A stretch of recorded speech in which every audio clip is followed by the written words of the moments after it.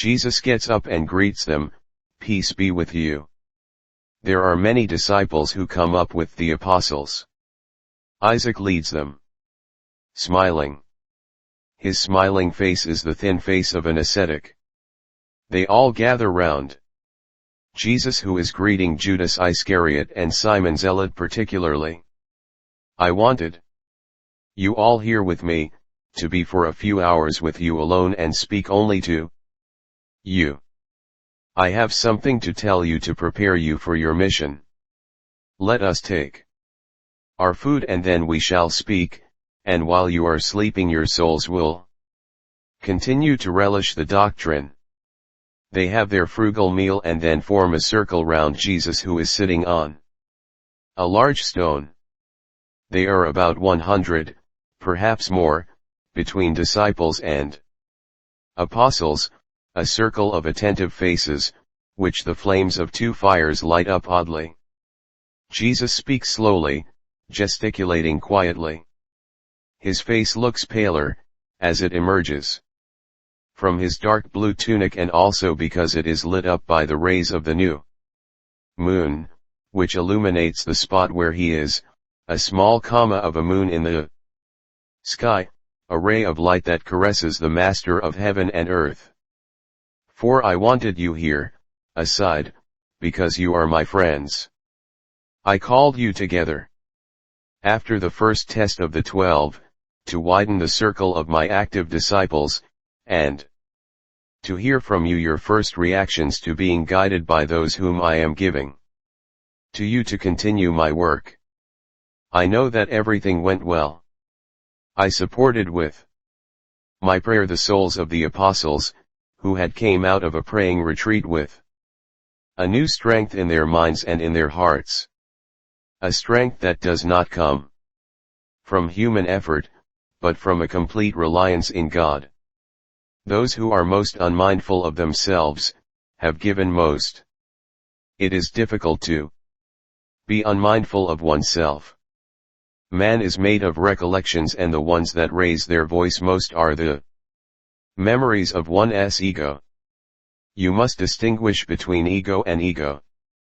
There is the spiritual ego of the soul that remembers God and its origins from God, and there is an inferior ego of the flesh that remembers its passions and its numberless exigencies concerning its whole being.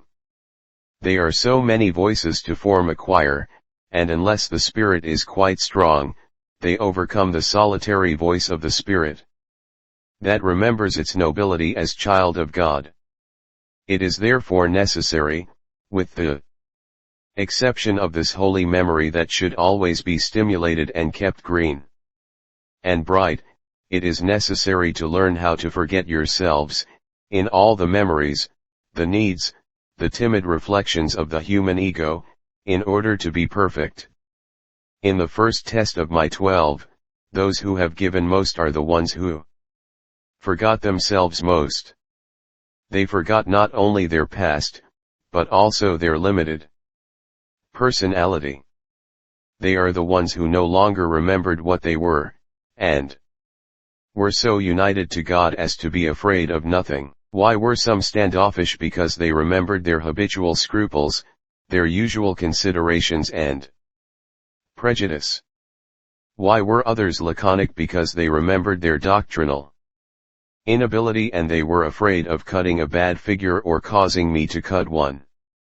Why the showy ostentation of others? Because they remembered their usual pride, their desire to show off, to be applauded, to rise above the others, to be someone.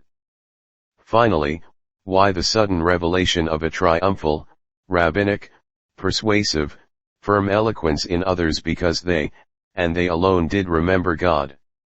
Like those who so far have been humble and have endeavored to pass unnoticed, and at the right moment were able, all of a sudden, to assume the preeminent dignity conferred on them, and which they never wanted to exert before, lest they should presume too much.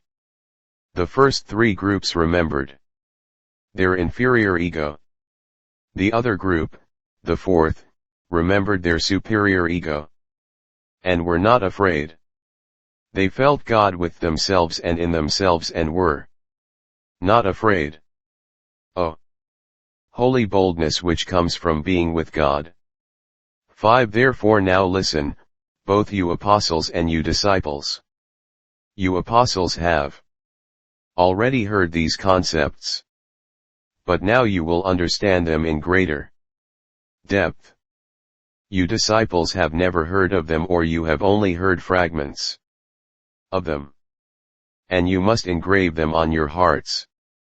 Because I will make a wider and wider use of you, as Christ's flock is becoming more and more numerous. Because the world will attack you more and more violently, and its wolves will increase in number against me, the shepherd, and against the flock. And I want to put in your hands the weapons to defend both the doctrine and my flock. What is sufficient for the herd is not sufficient for you, little shepherds. If the sheep are allowed to make mistakes, browsing in herbs which make the blood bitter or desires crazy, you are not allowed to make the same mistakes, leading a large herd to ruin.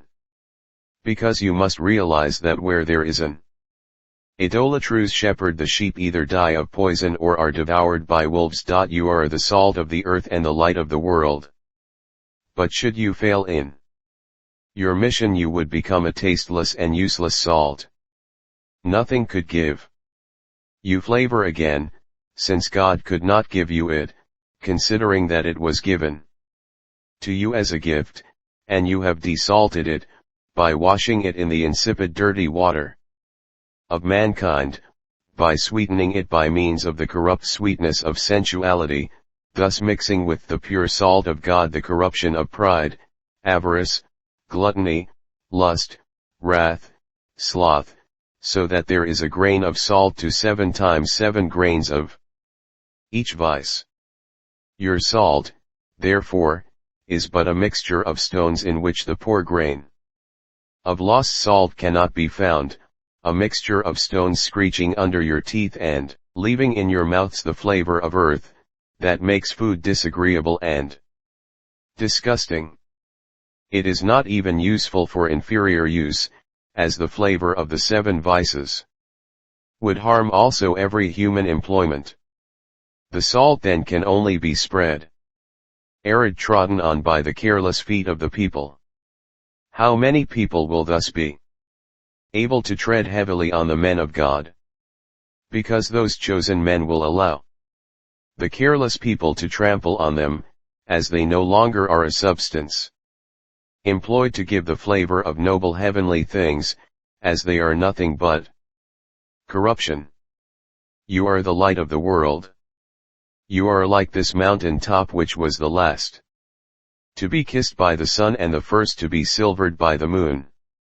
Who is in a high place shines and can be seen, because even the most dreamy eye looks now and again at high spots. I would say that the physical eye, which is said to be the mirror of the soul, reflects the yearning of the soul, a yearning often unnoticed, but always alive as long as a man is not a demon, a yearning after heights where reason by instinct places the most high, and searching for heaven, at least. Sometimes in life the eye looks at heights. I beg you to remember what we all have done, since our childhood, entering Jerusalem. Where do our eyes turn? To Mount Moriah, triumphantly crowned with the marbles and gold of the temple. And where do we turn our eyes when we are in the enclosure of the temple? We look at the precious domes shining in the sun. How much beauty there is in the sacred enclosure, spread in its halls, porches, and yards. But what is up there strikes our eyes. I also beg you to remember what happens when we are on the way to some place. Where do we turn our eyes, almost to forget the length of the journey, the tedium, the tiredness, the heat, the dust of the road? They turn to the mountain tops, even if they are not very high, even if they are far away. And what a relief It is to see them appear if we are walking in a flat unvarying plain. Is there mud? On the road there is neatness up there. Is it sultry on the plain? It is cool up there. Is the view limited down here? It is wide up there. And only by looking at the mountain tops, we feel less the heat of the day, the mud is not so slippery, and walking is not so painful. If there is a town shining on the mountain top, no eye will refrain from admiring it. We could say that even a modest place becomes beautiful if placed, almost like an airy place, on a mountain top.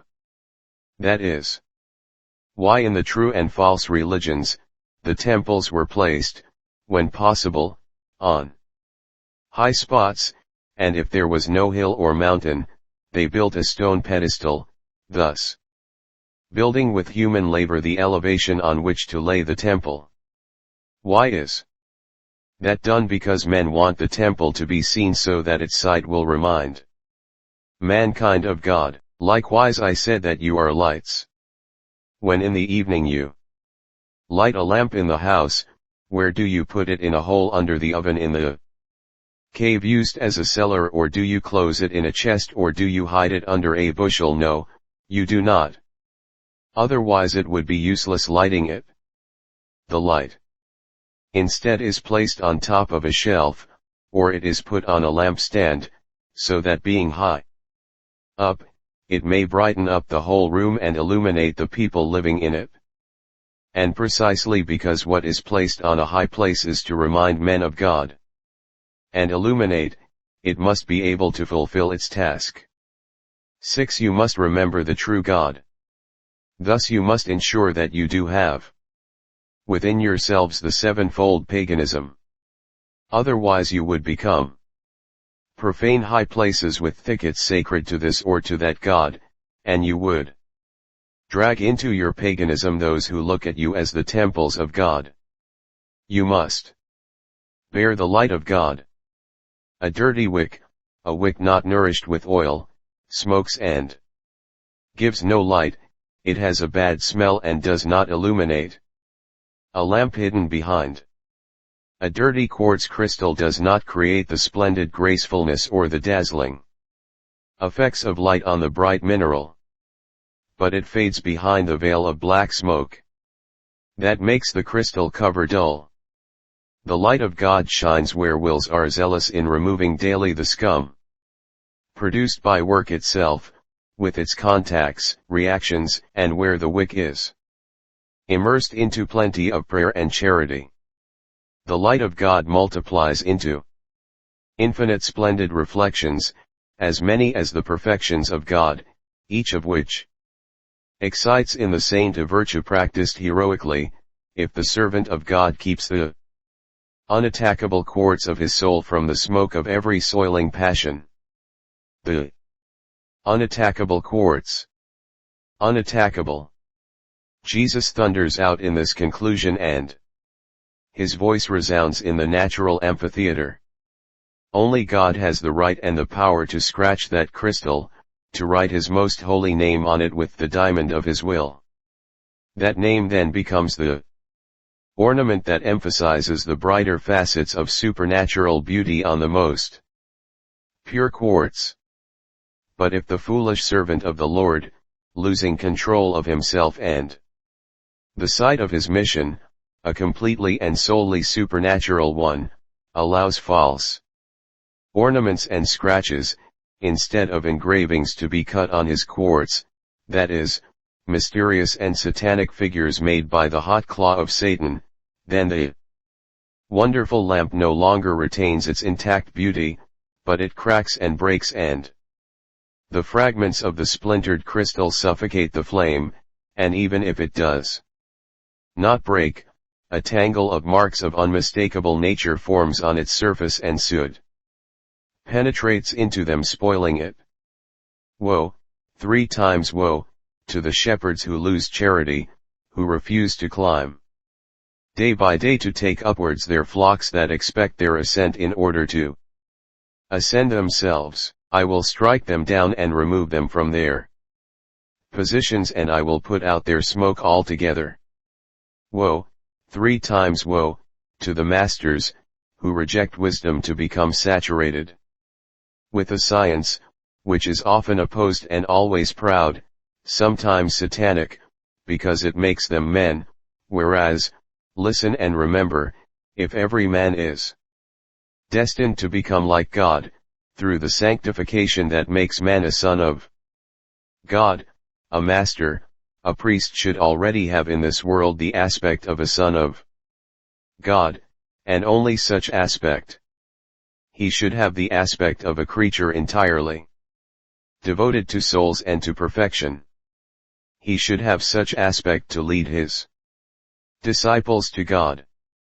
Anathema to the masters of a supernatural doctrine, who become idols of human knowledge. Woe, 7 times woe, to those among my priests who are dead to the spirit, who with their lack of savor and ill-living flesh live as miserable sluggish human beings. Their sleep is full of hallucinated apparitions of everything, except God one and trine, and is full as well of all sorts of calculations, except the superhuman desire to increase the wealth of hearts and of God.